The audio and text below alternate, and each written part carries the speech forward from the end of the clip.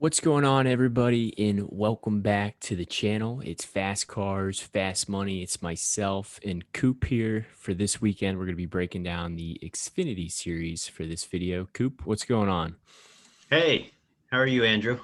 Oh, I'm doing good. Anytime there's a NASCAR DFS slate to break down, there's nothing to complain about. And ironically, this is going to be after this, we have a little bit of a break for the Olympics. So just two slates to break down this weekend. We're going to be off for 2 weeks, and then we'll come back after the Olympics are done. So be nice kind of little bit of an intermission for us here in the NASCAR DFS world. But let's look at the kind of initial thoughts and race preview for this race. So it's 200 laps. It's a short flat track. It's somewhat similar to like a Richmond, Phoenix, Martinsville, Nashville type of track. It's a mile in length.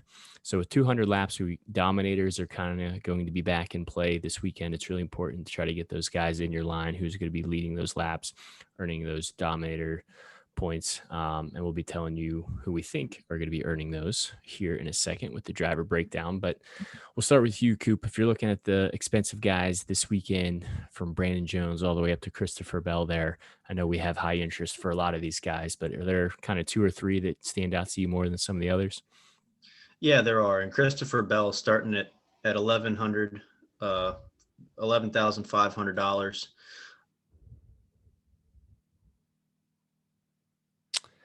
All right. It looks like Coop's audio went out, so I will fill in until his audio comes back. But yeah, I think Christopher Bell is a slam dunk play this weekend. He's not Kyle Busch by Christopher any Bell. means. Oh, there It's you are, Coop. Your audio cut out. There we go. Can you hear me now? Sorry about that. Yep. Um, what I was saying was, I think Christopher Bell, Allgaier, and Cindric all have equal potential to lead laps and get some dominator points. But the difference for me is Christopher Bell starts 14th and Allgaier and Cindric start 5th and 4th. There's less than $1,000 of a difference to pay up for Christopher Bell. So for me, he's my preference. I think he's going to be worth that extra little bit to get you that extra 10 points PD. And I think that he can get out front with his skill level and how good he is and how good that 54 car has been this year. I think he's going to be worth the price tag. So Christopher Bell is my preference in the top three there when you're going for Dominator upside. And then I don't have a problem going with Allgaier or Cindric either. You're likely only going to be able to pick one of the three, but I think all are very viable options. And then I really like either Josh Berry, if you're going GPP, Brandon Jones as a second play off of those guys if you have the salary after you build the rest of your line, just because they should move up and they should move up into the top 10. And that's giving you a lot of place differential points from guys that, with if everything goes right for them, they might even get out front and lead a little laps and have a great finish for you. So I'm really like the top tier, but if I had to pick two out of the top tier, it would be Christopher Bell and then going down to Josh Berry. Play it safe with that PD and then hope that Christopher Bell can get out and lead a lot of laps for you during the race. Yeah, I'm taking a pretty similar approach. And the nice thing, Coop mentioned it, but I mean, Christopher Bell is no slouch, and he is only $400 more than Allgaier there. And normally, if we saw Kyle Busch in this car, he would have like a price tag of 14.5 or whatever it is. So it's not like you're paying through the roof for Christopher Bell. And let's not forget, I mean, when he was in the Xfinity series, he was a threat to win every single week. He won on a variety of different tracks, but I would say short tracks were kind of his kind of bread and butter. Those were the tracks that you really kind of you would be playing him from a DFS standpoint. So, and we've seen the 54 car, like Coop was saying too, just outperform everyone all year long. So I think Bell it's a good play. He's probably going to be the highest owned of these guys. So if you're building multiple lines, maybe it does make sense to, maybe fade him in a couple of lines and play Allgaier and Cindric. But for me, I think it's a good approach there. Get Bell, get the place differential. And then Josh Berry is a guy I like a lot this weekend too. The only reason he's filling in for the one car is because Michael Annett is injured. He's getting his leg operated on or something over the break. So Barry gets another shot in this JRM equipment. We saw him win in the 8 car at Martinsville earlier this year. And you can make an argument that New Hampshire is basically just a little bit of a larger version of Martinsville. So I think he'll be a good play and starting 21st. You get some good place differential. Another guy I like in the 9K range is going to be Hemrick. Hemrick seems to be like the unluckiest person alive. Every weekend he runs really well. Looks like he's about to get his first win, and then with like 10 laps to go, he either wrecks or gets a speeding penalty or something happens. But hopefully, eventually, he'll be able to get to victory lane. But $9,800 for JGR car, starting 13th is a guy I want to target. The other guy I like a lot would be AJ Allmendinger in this range. New Hampshire is that short, flat track style. It suits kind of his driving style. It's kind of like very technical for like road courses, so that skill set kind of transfers over. And we saw Allmendinger run well in the Cup Series at New Hampshire when he was in much worse equipment than he's in now. So I like Hemrick and Allmendinger there for the 9K range scoop. Yeah, Hemrick seems to keep finishing wherever he starts, which I think is really interesting because that's not how the entire race normally plays out. And then it just seems to happen at the end where, if he starts 6th, he ends 6th. If he starts 13th, he ends 13th. If he starts 20th, he ends 20th. So it's kind of been an interesting trend that I've noticed, but it has really, if you watch the races and you pay attention, it's not the way that the races typically flow. So he's very interesting. I'll put it that way. Harrison Burton, another guy that I think he's GPP only. I really have, he's had a hot start to the year, but he's similarly, he just kind of makes mistakes and stuff happens to him and it never really seems to work out for him. So we're still waiting for that breakthrough race where he really just puts it all together and looks really nice. And then getting to Allmendinger and Gragson, I think these are the two. If you're gonna go with Bell and maybe a Barry or a Jones, and then you really go down for value later, or if you forego the PD play with Bell, or even if you pair him with Cindric and Allgaier, I think these two are going to be lower owned, but the salary there I think makes sense for GPP because these two can certainly have the ability to lead you laps. And if they offer the salary relief in a low price, large GPP pool, I think they could be really nice pivots off of the guys that people are expecting to dominate. And I don't think that the chances of them dominating are that much lower than some of the other drivers that you have to pay up a good bit more for. So I don't mind them in GPPs only. I don't think either are really viable for cash. Yeah, and that's interesting too. Like if you are paying up right for three of these guys, kind of from like Gregson up to Bell, then this entire like Sam Mayer range all the way down to basically Clements is like all going to get overlooked if that's the lineup construction that you're taking, which I think is a good option as long as you can find value down there and as long as those top plays work out for you.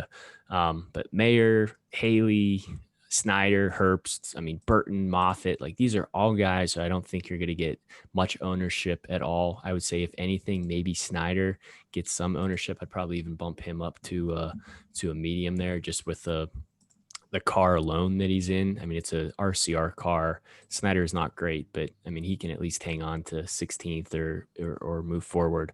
And the other guy I think is interesting is Yaley. Like it's crazy that he got that price tag for that equipment. Like the equipment's good and he does start deep in the field, but he's not going to lead you any laps. Whereas, maybe a Haley or a Mayer or maybe even Snyder, like it's probably not going to happen. But Burton starts first. So the chances of him leading laps are a lot higher than Yaley. The problem is Yaley might easily outscore Burton with all the place differential that he has. So I think this whole range is going to get skipped over a lot. But do you think there's kind of any needles in the haystack here, Coop?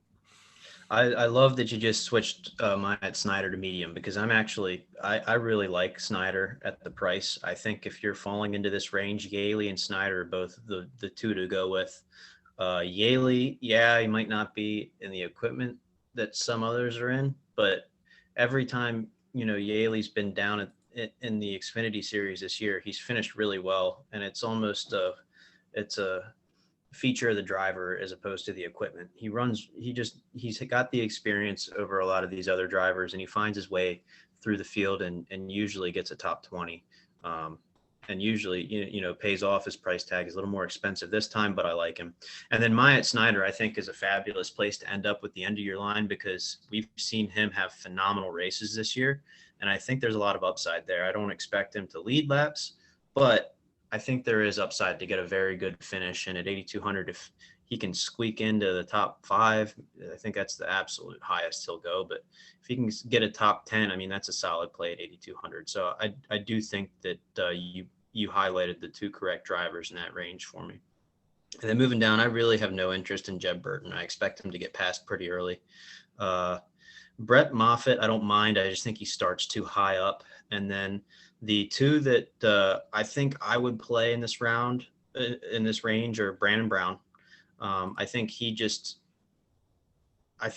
offers more security than some of the other drivers in that range. Yeah, Landon Castle and Braden Godovic are starting pretty low, but they might finish there too. Brandon Brown should move forward, and I like, in the mid range, I like paying for a guy that is a solid driver that should get me points. And then again, another GPP play that, and I'll lump Clements and Seek together. I think they're both GPP only, and it's just because of the season that they've been having. They really start too high, and you don't expect them to dominate, but the finishing, the finish could be there for both of them. So I don't mind either of them in a GPP line if that's where you end, but I wouldn't go out of my way to get either of them either. I think it's more if that's where your line ends after you've plugged in who you think is going to dominate the race, after you go down, get some value for some place differential, and this is where you end up. Those are the 2 drivers that I would go down to. Yeah, another guy I'll just touch on briefly, Jordan Anderson. He's back in his own equipment, the 31 car this weekend. We've seen Josh Berry in this car. We've seen Tyler Reddick in this car. I mean, those are some good talents. I don't think Anderson is even close to the skill level that those other 2 drivers provide. And the last time we saw him in this car, he didn't even make it past the pace laps because of a mechanical issue.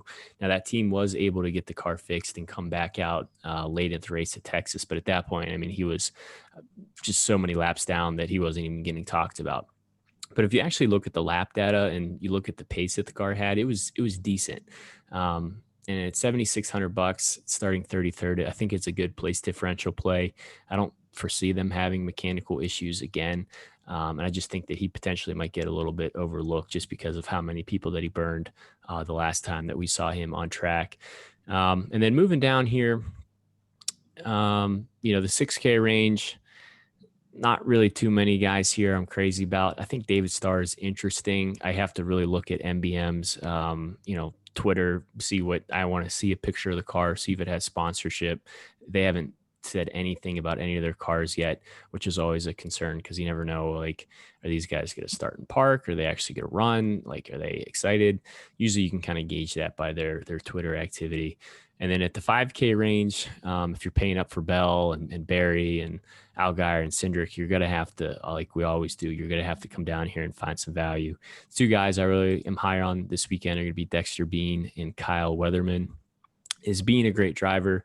No, but the 90, the DGM equipment is decent, especially when you're comparing it to the guys he's priced around. And you throw in the fact that he starts 37th and he's pretty cheap. I think if he can just maintain, pace, basically, he should compete for a top 25. That's kind of, I would say, his ceiling there. But at that price, that's going to pay off. Another guy, too, would be Kyle Weatherman.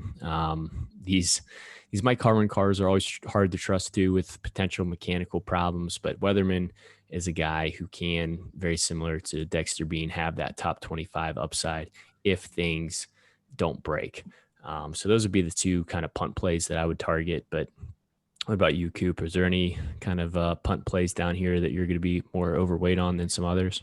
If Star is sponsored, I actually do not mind that price at all, because he's shown that he can sneak into the top 25-ish range, and I think it's worth it with him starting as far back as he does. So that's a great tip, to pay attention to their Twitter and see if they are getting sponsors for the car. And if they do, I actually really like that price point and where he's starting. I also agree with you on Weatherman. He's probably my favorite out in the bottom. I'm also not afraid of Boyd. just starting last. He can't lose you any points, and as long as he, um, you know, puts something together, stays clean, he's only going to move forward. And I think that he can move forward from that 40th position. I think there's other cars around him that shouldn't drop behind. And for GPP, I actually don't mind Tommy Joe Martins. He's been sneaky this year in several of the races. And if he can stay in that spot and then maybe sneak into the top 15 and put together another good race, I don't think his ownership's going to be high. And if you're looking for a pivot, if you go with the chalk for the Dominators and some of the other PD plays up higher, I don't mind pivoting off of some of these other guys and going with somebody like Tommy Joe Martins that to get a little different in your line. Yeah, those are some great tips. I mean, especially when you know all the ownerships might be forcing you, or it's an obvious play of like, hey, you got to play Kyle Weatherman, or it's like, all right, well, maybe we should pivot off of him because if Weatherman has an issue, like your line's only going to advance that much further, and you don't want to be duplicating a ton of lines either. But that's going to do it for the Xfinity video. If any of our thoughts change, like for example, I saw Dawson Crans taking over the 74 car this weekend, but he isn't in DraftKings yet, so once that information comes out, we'll update it. And if you guys want the final updated spreadsheet, like even if we go back and change some of the interest levels or whatever it might be, you can get all those updates on our Twitter, but it's at FastCarsFM. And then once you guys are done watching this video, you can watch our Cup video, which is also up and live right now.